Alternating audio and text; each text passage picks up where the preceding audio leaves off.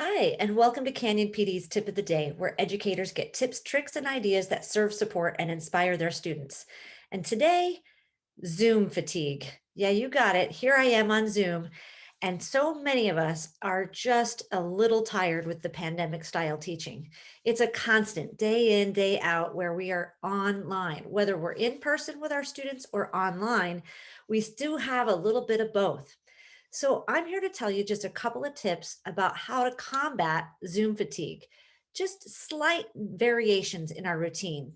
And the first one is you can notice here, I'm looking right at the camera. So you're getting my eye contact and you notice the space between myself and the camera. One really nice tip is just to step back from your camera. Now I'm using a standing desk, so I feel more comfortable standing up and standing back. So perhaps you want to take that option, if you have it, to do a standing desk and keep your computer up high. But either way, take a step back from your camera lens per se. It'll make it a little less fatiguing. Dr. Jeremy Bailenson at Stanford University has talked about the fact that looking at yourself all day can be very fatiguing. So, standing back from the camera and maybe not looking at yourself, in other words, changing your viewpoint so you can stop your video and actually just see a picture of yourself might be better, but even not looking at yourself at all allows you a little less fatigue during the day.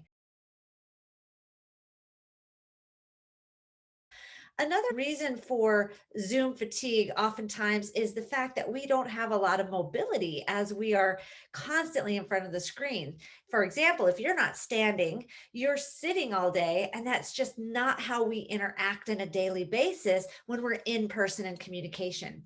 So, as you are utilizing your screen, another thing you can do is really move your hands, moving your head, really kind of getting a little different as you start to communicate with your students. So hand movements, what's nice about this is that it allows people to know that your hands don't have anything threatening in them, that they're open and welcoming. So another way for your students to see you as a real person is to use your hand gestures, right?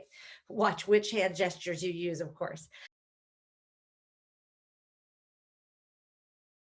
Finally, Zoom fatigue can really be taxing in your cognitive load. So again, let's not use Zoom or synchronous instruction for too long during our day. Just like in the classroom, everybody tunes out after 20 minutes. We have mini lessons because 20 minutes is that magic number. After 20, it's really hard to pay attention.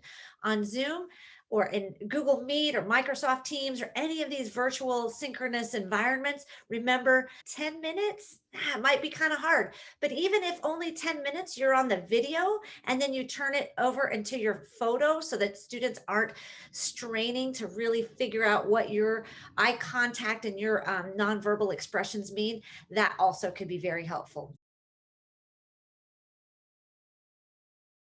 Keep on keeping on, empower your students to fulfill their purpose. And until next time, this has been your Canyon PD's tip of the day.